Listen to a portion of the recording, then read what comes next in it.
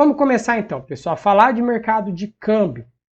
Bom, sempre que eu falo de taxa de câmbio, eu estou querendo pensar o que, basicamente? Estou querendo pensar em trocas. Então pode ser a troca aqui do real por dólar, pode ser a troca do real por libra, por iene, qualquer outra moeda, que seja por peso, né, peso mexicano, não importa. Isso é o câmbio.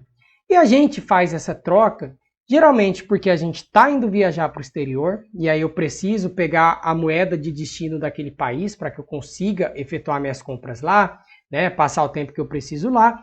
Ou eu posso usar esse dinheiro para mandar para algum familiar meu que está lá no exterior, que está precisando, pode ser o caso também. Ou eu posso utilizar esse câmbio, né, essa moeda estrangeira, para fazer uma compra, uma importação de mercadorias, aí eu preciso pagar em dólar. E se eu sou vendedor, né, de mercadorias, eu recebo isso daí em dólar. Então, o que a gente precisa saber nessa parte aqui do mercado de câmbio? Primeira coisa, taxa de câmbio, a definição formal dela é essa, ó, é o preço em moeda nacional de uma unidade de moeda estrangeira. Então, não significa que é somente em relação ao dólar, posso fazer isso em relação a qualquer outra moeda. Beleza? Mas comumente a gente utiliza o dólar porque é a moeda aí internacional de contratos. Então essa é a definição formal. As operações mais comuns que nós temos aqui no país são essas: câmbio para turismo, que é quando você vai viajar para o exterior, então você precisa pegar aqui o seu dinheiro, ir até uma casa de câmbio e aí você faz a troca. Não tem segredo nenhum, você pega lá seus dólares e aí você pode viajar tranquilamente. Beleza?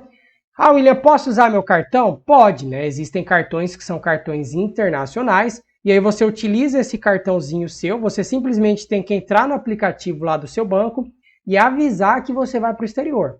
Então, como que você avisa? Você ativa lá falando, ó, estou viajando para o exterior durante o dia tal até o dia tal.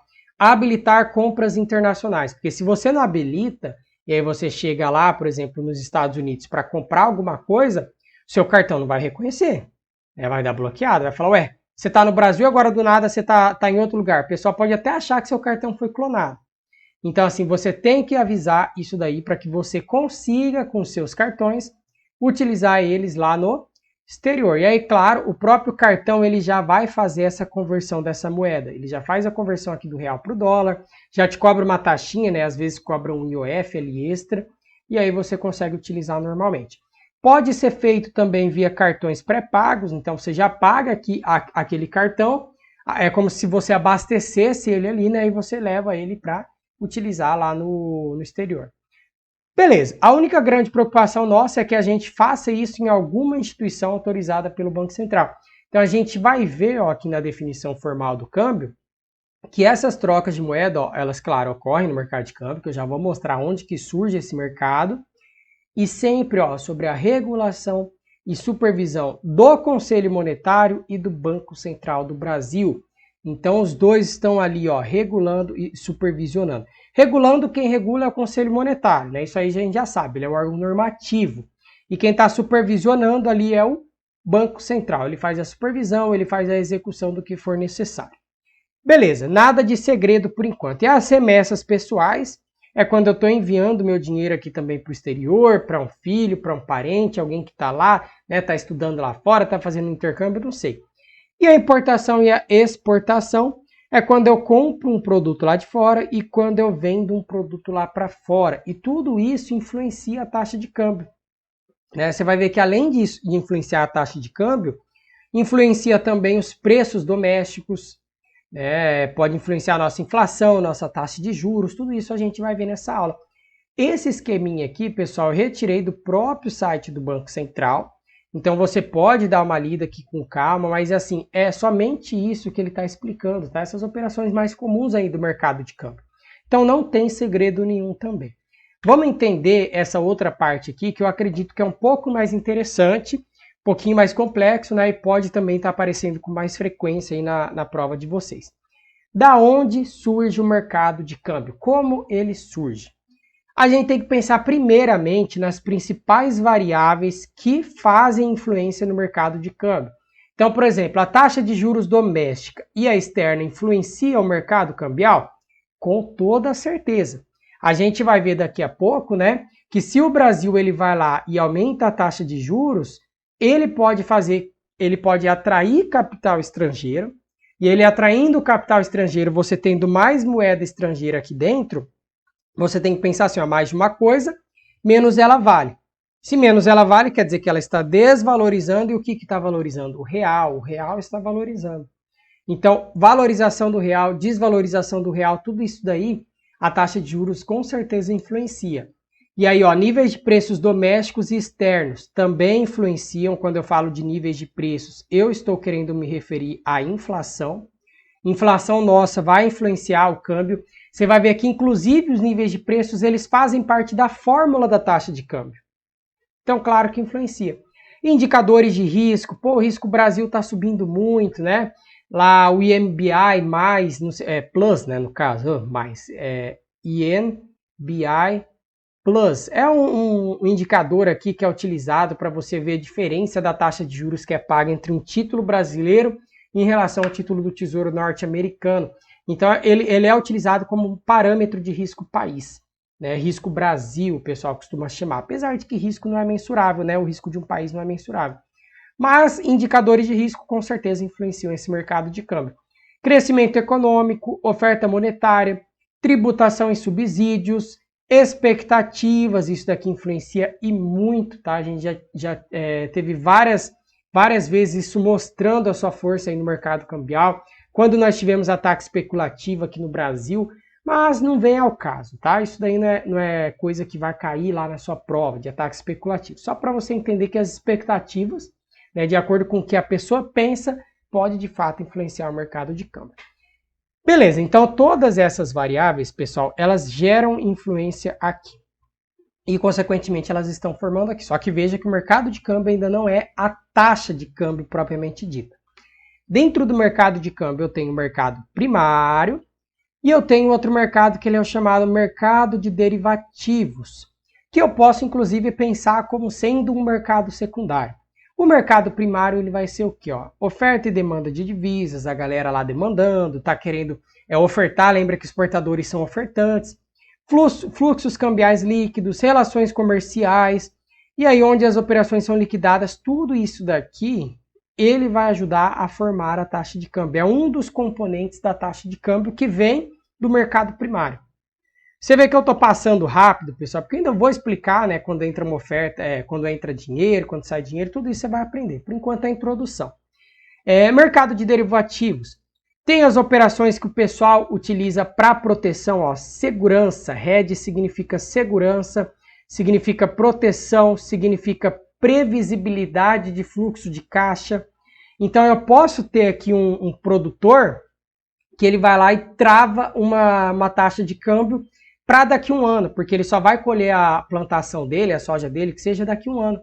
Então ele vai lá no mercado de derivativos e faz um hedge, faz uma proteção, porque ele tem medo que a taxa de juros, que a taxa de câmbio pode valorizar ou pode desvalorizar, dependendo da posição que essa pessoa estiver. Aí ela vai lá e faz essa trava. Especulação, as pessoas que simplesmente vão lá e compram dólar porque acha que o dólar vai valorizar, vende o dólar porque acha que ele vai desvalorizar e tenta ganhar com isso daí. Isso, né, faz parte aqui do mercado futuro. O mercado futuro, eu já expliquei também para vocês, é um dos mercados que estão dentro aqui do mercado de derivativos.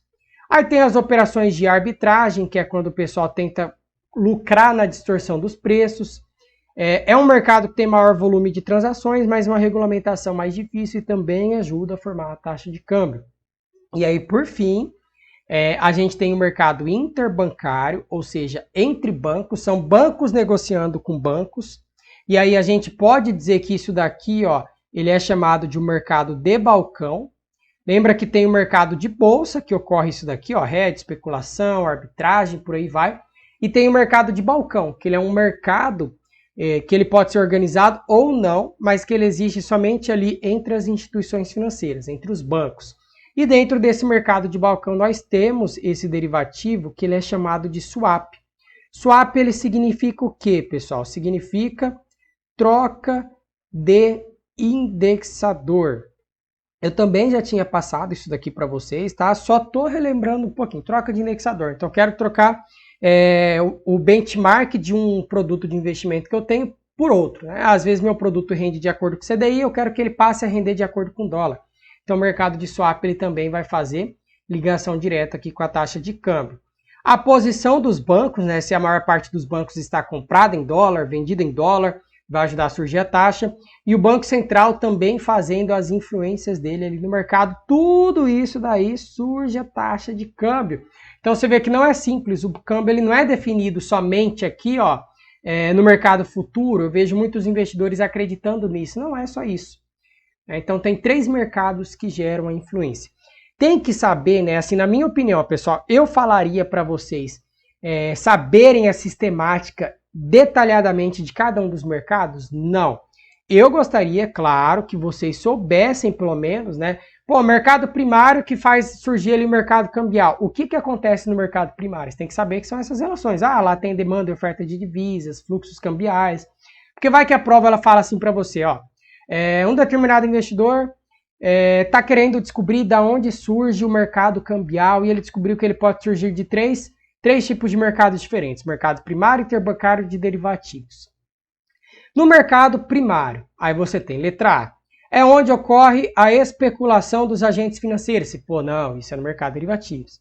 No mercado primário, letra B, é onde ocorre a atuação direta do Banco Central. Isso é no mercado interbancário. Então você vê como é que pode a prova te cobrar. Então tem pelo menos entender esse esqueminha. Claro, pessoal, ó, esse esqueminha não fui eu quem fiz, então a gente tem que dar o crédito para quem faz as coisas, isso é importantíssimo.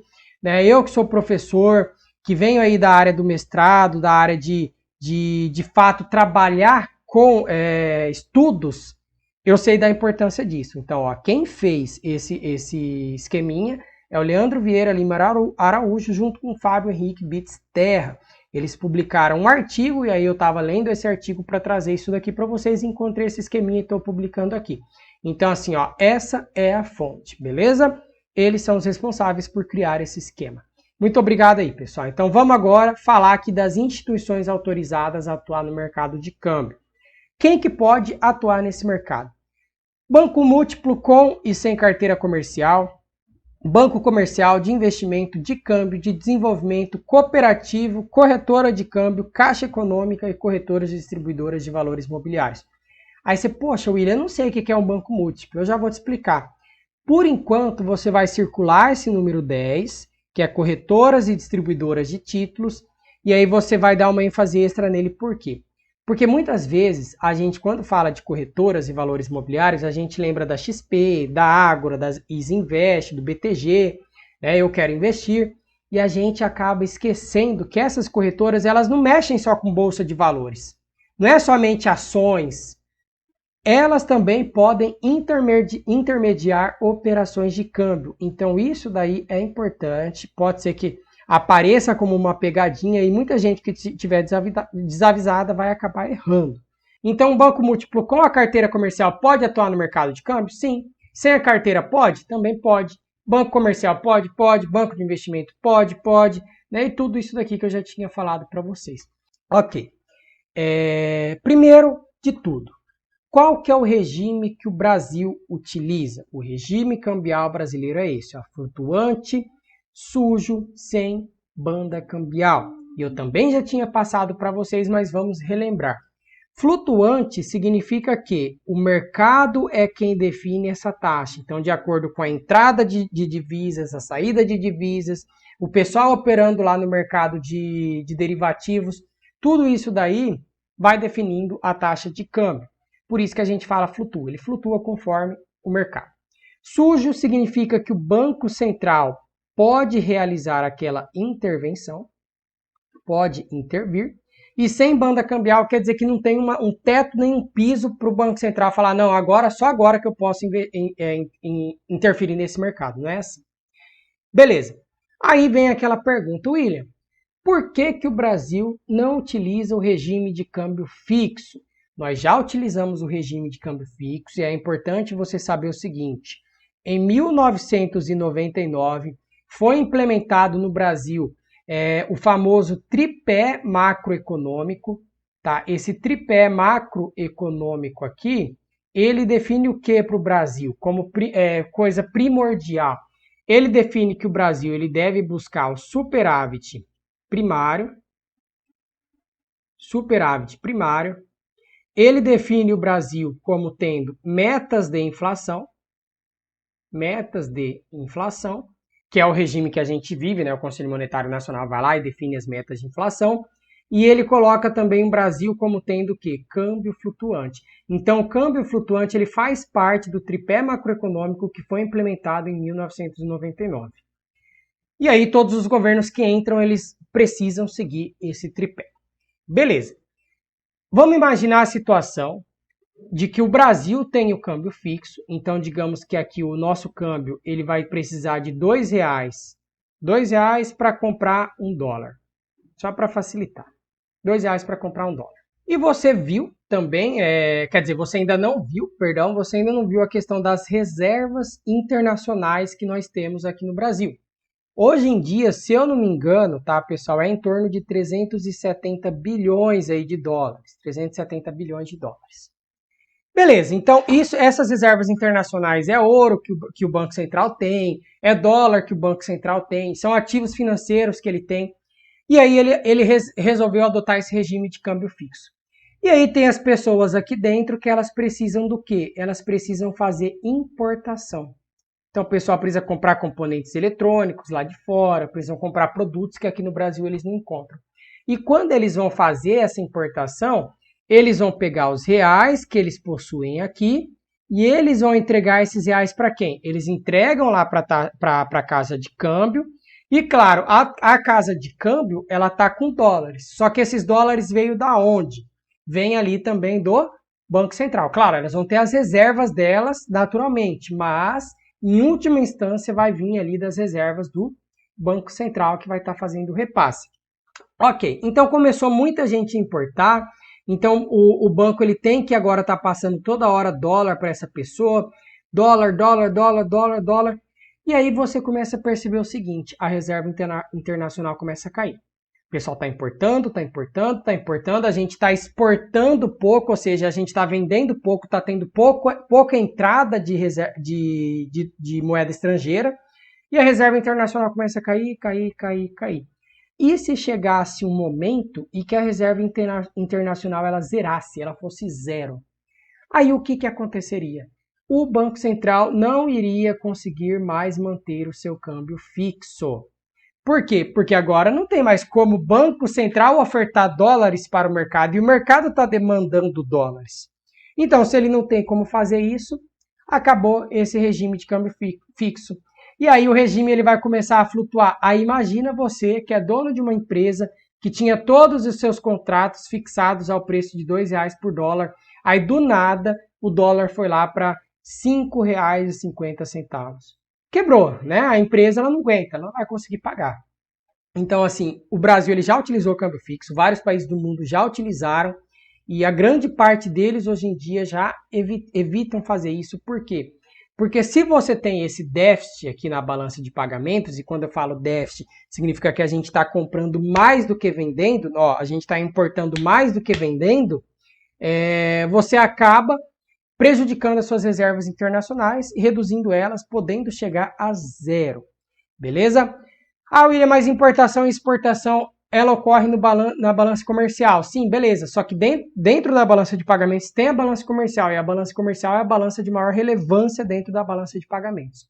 Então, vou apagar aqui tudo do quadro, só para você poder ler, né? Então, o Banco Central deve possuir grande quantidade de reservas para atender uma situação de excesso de demanda por dólar. Lembra que eu falei que quem faz demanda por dólar são os importadores, né? Eles demandam moeda estrangeira, importadores. E aí, claro, nessa situação que eu fiz foi justamente o excesso. Muita gente querendo comprar e os exportadores não estão conseguindo vender. Então, deve-se no balanço de pagamentos. E ele deve adquirir também qualquer excesso de oferta de dólares. Então agora tem o caso aqui do nosso fazendeiro, colocar o chapéu nele, que ele está vendendo os produtos dele para o exterior. Quando ele vende os produtos dele para o exterior, ele recebe em dólar. Ou seja, ele é um ofertante de dólar. Ele tem a moeda com ele. E claro, aqui no Brasil você pode utilizar dólares para você comprar coisa? Não, por lei você só utiliza o real aqui dentro. Então você faz a troca entre o dólar, esse carinha aqui ele vai ter que pegar esse dólar e ele vai ter que trocar por reais. Aí, claro, as reservas internacionais agora do Banco Central começam a subir, só que ao mesmo tempo o Banco Central ele vai ter que fazer o quê? Ele vai ter que emitir esse real aqui para essa pessoa, ele vai ter que dar o real para essa pessoa para ela poder utilizar aqui no mercado, só que ele não pode utilizar essas reservas internacionais. Ele não vai poder fazer investimentos ou alguma outra coisa. Né? Geralmente aqui no Brasil é utilizado para segurança, mas ele não vai poder fazer. Por quê? Porque ele tem que conseguir manter esse câmbio fixo. Ele não pode fazer operações, ele vai manter o câmbio fixo.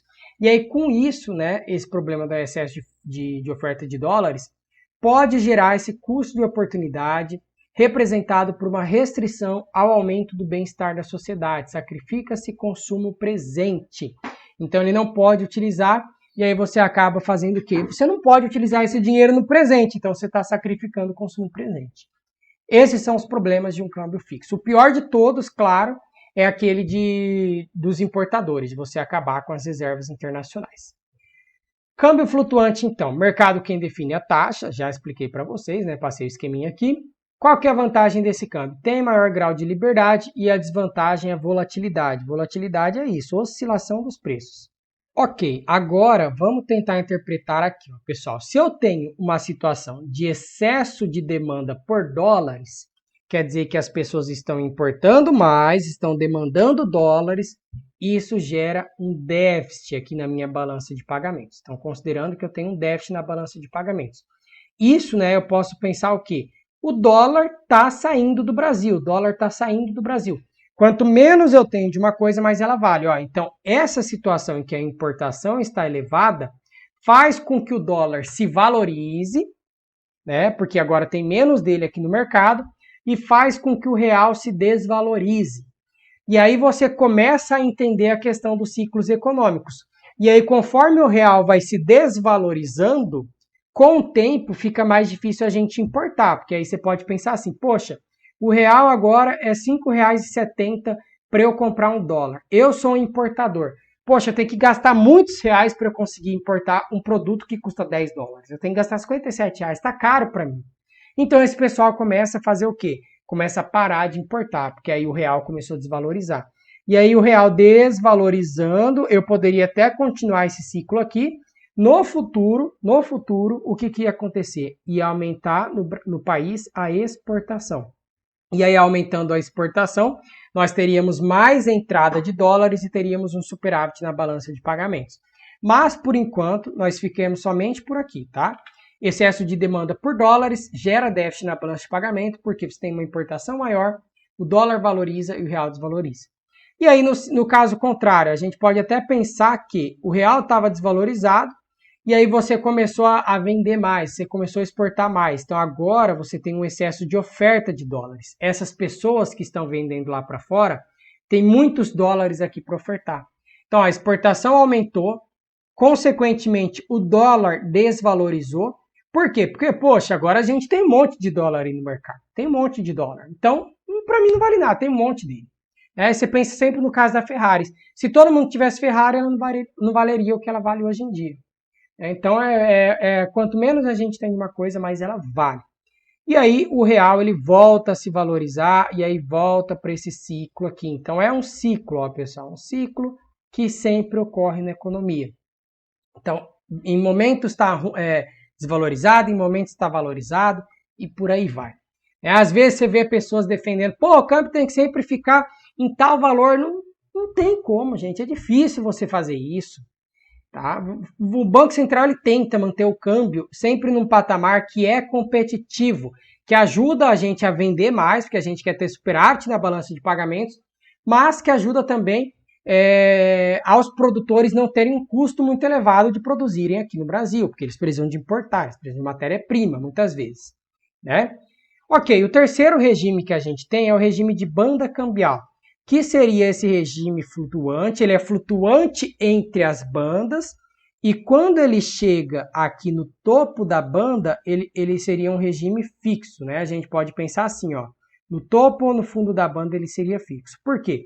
Porque aí o Banco Central ele definiria um regime aqui em cima, digamos.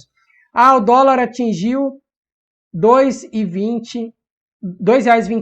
E aqui embaixo, desvalorizado, ele atingiu 5,70. Toda vez que chegar em 2,20, a gente intervém no mercado. Toda vez que chegar a 5,70, a gente intervém também. Então, o câmbio ele só seria livre, né, na flutuação dele aqui no meio. Aqui no meio. Lá no teto e no piso, ele não seria flutuante. Ele seria fixo, beleza? E aí você tem as dificuldades com o que, primeiramente? Economias que têm uma inflação elevada. William, não entendi ainda essa questão da inflação. A gente vai ver daqui a pouco que a taxa de câmbio real, ela vai depender de preços, né? Ela depende aqui dos preços da taxa de câmbio nominal, depende dos preços externos, dos preços internos, mas não se preocupa, já já eu explico. E aí essas economias que elas têm essa inflação elevada, você acaba introduzindo essas regras de correção para você ter essa taxa nominal de câmbio e evitar oscilações no câmbio real, que é o câmbio importante para fins comerciais, ok? Mas já já não é nesse tópico, por isso que eu não estou falando, não é nesse tópico que fala de taxa de câmbio nominal e câmbio real, eu ainda explico para vocês, beleza? Você vê que ele fala aqui no tópico 9. Então vamos voltar aqui, vamos pegar pelo menos os regimes, as definições. Currency Board. O que significa esse Currency Board? Aqui no Brasil, ele começou em 1968. O Brasil ele tinha uma taxa de câmbio real fixa e a taxa de câmbio nominal ela podia variar.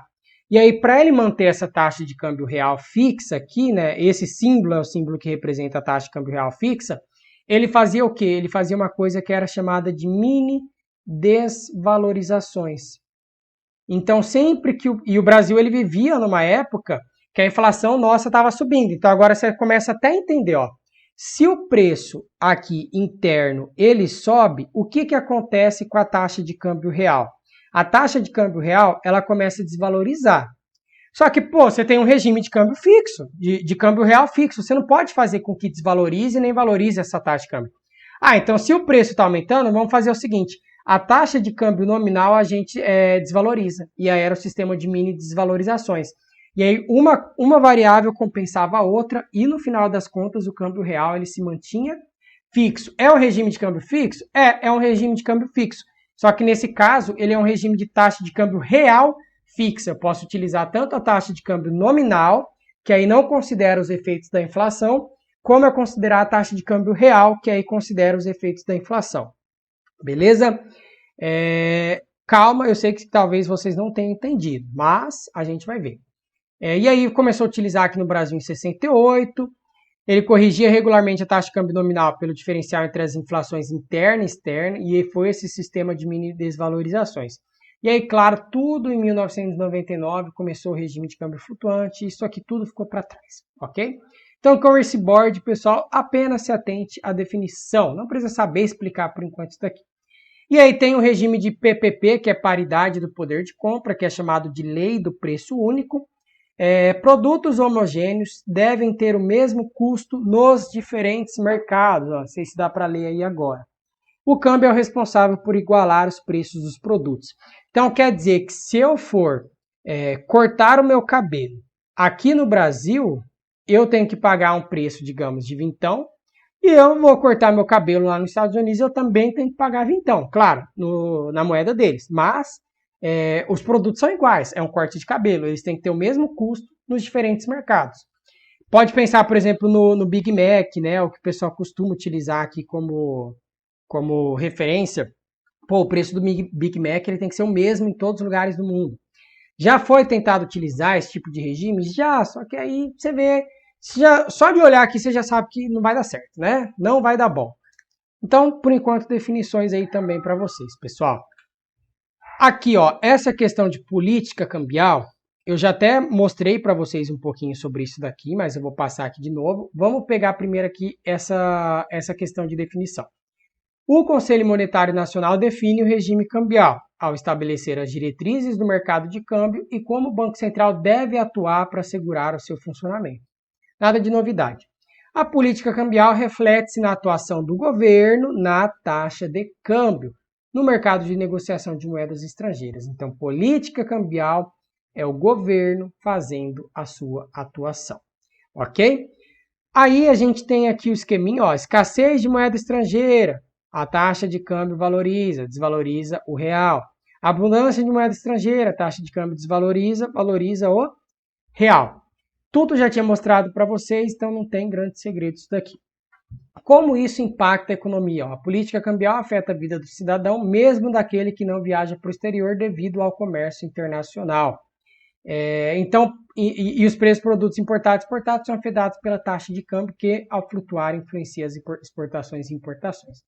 Então, assim, o governo ele pode tentar fazer uma política de desvalorização da taxa de câmbio? Claro que pode, né, pessoal? Ele tem esse poder para ele aumentar a oferta de divisas no mercado, para ele reduzir a oferta de divisas no mercado. Ele pode influenciar o mercado dando subsídios ao exportador, pode dar subsídios ao importador, e conforme ele vai fazendo essas políticas, a taxa de câmbio ela é alterada. A gente viu, inclusive, isso daqui, pessoal. Onde que estava aqui? Blá, blá, blá. Aqui, ó, demanda e oferta de divisas. Tributação e subsídios. Quando você faz uma tributação em determinado produto de que o pessoal está importando, você não quer mais que o pessoal importa, você quer que o Brasil produz. Então você tributa aquele produto para ficar caro. Isso vai influenciar o mercado cambial, a gente já viu. Dou subsídio para o pessoal, isso também influencia.